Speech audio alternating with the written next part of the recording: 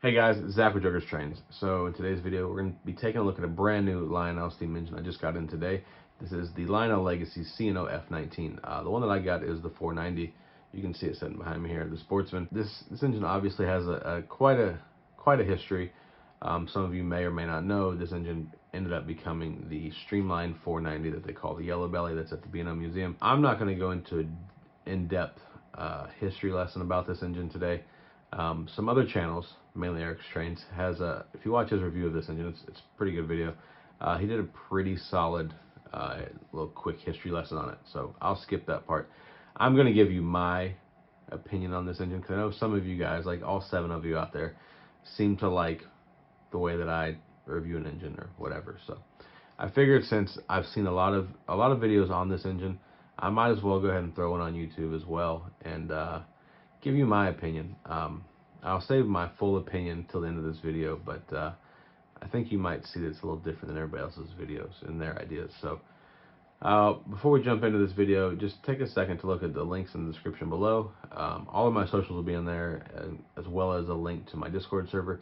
If you would like to join my Discord or see what the hell Discord's all about, by all means, click on the link, check out the server, sign up. It's free for everybody. And then you can hang out with me and the rest of my degenerate friends and talk about trains. So if you're looking for a community of trained people to hang out with and you don't feel like you need a safe space, come hang out with me and my boys. All right, now we will jump into this. This engine's brand new. If you're looking for the retail on this engine, it was so the retail on this engine is $12.99. Obviously, if you pre-order this engine, you got it for much cheaper price than that. I obviously use Legacy Station, so if you're looking to pick one of these engines up, feel free to call my friend Brian at Legacy Station. I'm sure he has some in stock, and he can help you get on the right track to get an F19 on the right track. That's cute. All right, so if you're looking for a part number for this engine, it is 2431100. When I ordered this engine, I didn't really know that was became the Yellow Belly. It was just the first one on the F19 page in the catalog, so I just kind of picked that because I always have kind of wanted an F19, but I didn't want the TMCC F19 because if you follow my channel or know anything about me, I'm not a big TMCC guy. So when they did this in Legacy, it kind of made sense for me to get it in the Legacy version. Then I kind of sort of forgot that I ordered it for a while, and then I wasn't going to get it, and then I ended up getting it. So I can tell you right now, probably my favorite feature of this engine is it's got a Vanderbilt tender. I love Vanderbilt tenders. So yeah, that's enough of me talking about it. Let's just look at it. All right, guys, before we turn the sounds on here, I'm just going to do a quick little roll by so you can kind of get a quick look at the detail on it. This engine, it does have a lot of piping added on detail, if you will. I can't take that away from this engine. It is nice, you know, and you got the front of the engine there, you got all the extra, we'll call them pumps or whatever all that stuff is on the front of these engines. It does make them look pretty cool. You know, you got a lot of things going on. Obviously, you can see the headlight is mounted relatively low compared to, you know, normal steam engines that most of us have. So we'll just roll it by here and so you just kind of get an idea at the level of detail of this engine. I was a little surprised at the level of detail that it does have. Obviously, you can see there on the whistle that lanyard goes back to the cab. I am pretty impressed with the level of added on detail. And then here we get a shot at the Vanderbilt tender. Now, I don't know if everybody likes Vanderbilt tenders, or maybe it's just me and a couple other people that I know, but I think Vanderbilt tenders are super cool. I feel like this tender is probably about the same size as the engine, so it's got that going for it. If you're looking for a smaller steam engine, this is a smaller steam engine until you factor in the tender. So anyways, we'll back it up here and we'll get it fired up where you can hear the sounds, and I'll do an extended startup so we can go through all the sounds. And then we'll go through all the whistles. We won't do the bells because does anybody actually care about the bells? I don't think so. But anyways, it is a very well detailed engine. As you can see, it's got the plates there. Those are legible plates. If I was to zoom in, you could read it. So I can almost read it just from looking at it right now. So all right, let's get this thing reset here. Train 1 brakeman to Train 1 conductor. East end of the train is clear. Clear to depart westbound on your signal. Over. Train 1 conductor, station work is complete. You're okay to proceed. Let's pull. I will say it's not the best crew talk I've ever heard. All right, so this is the whistle that it came with. So I'm gonna call this whistle 1.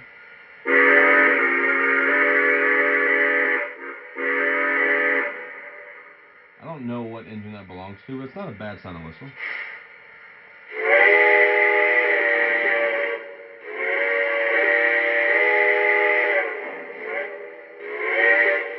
Whistle 2.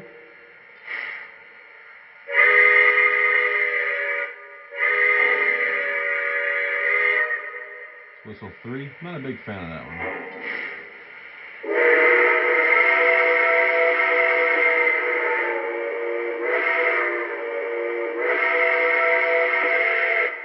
Whistle 4. I feel like that whistle quills a little better than some of the other ones.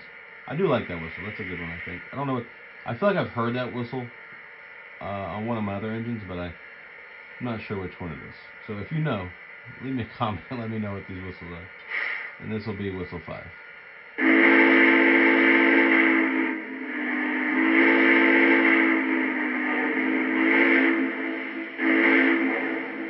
That almost kind of sounds like a big boy whistle to me, but I don't think that it is. It doesn't seem like that whistle fits this engine, so I'm going to go back to 4.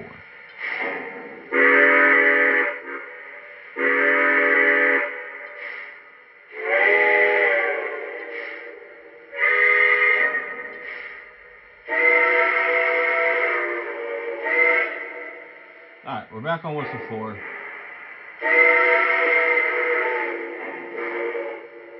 That's what we're going to go with for this this little video. So we'll hook some cars up to it. Naturally, I don't have passenger cars for this. I know it's a big surprise to some of you guys that watch my channel a lot. So we're going to pull, I know, another big surprise, Woodside reefers. So let's get some cars hooked up. We'll run around a little bit, and I'll give you my final thoughts on this engine.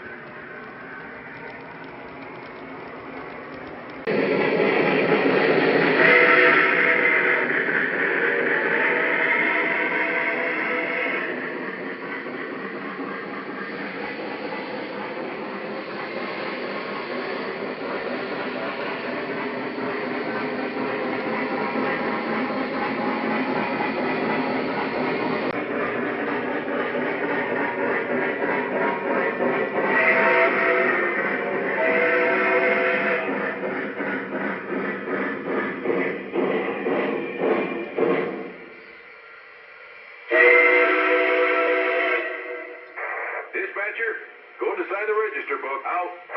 Alright guys, so that'll about do it for this F19 video. I know there's a lot of other great videos about the Lionel F19, and I just kind of wanted to put a video together, you know, to offer my 2 cents about this engine, because I know some of you guys value what I what I have to say about stuff. So for all like 7 of you guys that value my opinion on things, I appreciate you, and I'll give you my opinion on this engine. So I have seen and heard and read people say that this F19 is one of the greatest things that Lionel's ever made, or something along those lines. I'm not one of those people. I feel like this is a very nice engine, especially given the price point it retailed at $1299.99. I feel like this should have been like an $1,100 engine, and pre-order price should have been like $950. It does have a lot of separately applied details, but so don't a lot of things that I own. A lot of engines I do. Now, granted, the F19 just naturally had more piping than probably some of the other engines that I have in my collection. So maybe that's why there's so much of it. I'm not sure. Now, I'm not going to act like I know the manufacturing process that Lionel uses, but I feel like I don't feel like they changed a whole lot from the legacy version of F19 to the TMTC version of F19. I did, like I said earlier, I did always want an F19, but now that I have one, it's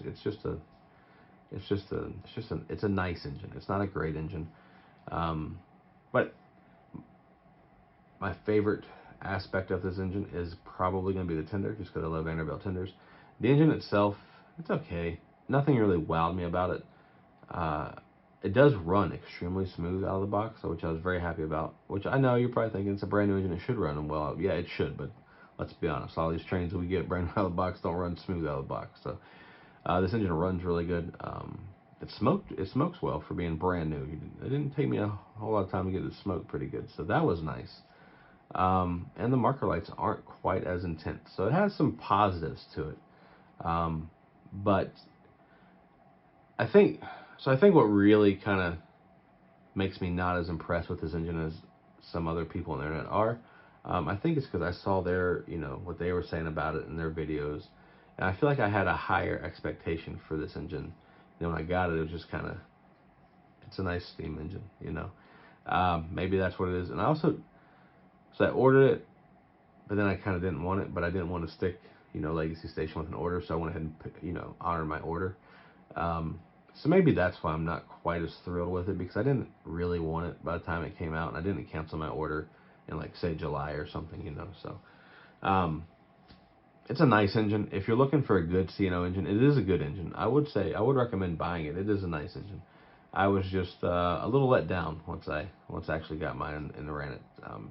Maybe for a multitude of reasons I just said, but it's not a terrible engine. It's not one of the greatest things Lionel's ever built engine, in my opinion. Some of you guys may think it is. If you think it is, let me know what you think about this engine, or why you think it's so great, in the comment section below. So that's my opinion of this engine. It's a nice engine. It's just not elite like I was expecting it to be, but happens sometimes. Now, if you're not subscribed to my channel, take a second to subscribe to my channel. We're trying to get to 3,000 subs. That'd be a pretty cool milestone for me to get to. I'm not asking for the world here, just 650 more or something. I don't know how many more I need. Probably somewhere around there, though. Anyways, yeah, subscribe to the channel if you're not. Click the bell for notifications. Leave me a like or dislike. Leave me a comment. Let me know what you think about the C&O F19. And, yeah. This engine may or may not stay in my collection. I don't know. I may sell it. I may keep it. I'm not real sure at this point. But if you're interested in buying this one, and you would like the one that I currently own, feel free to message me. We can probably make something happen. But until next time, I'll holler at y'all boys later. See ya.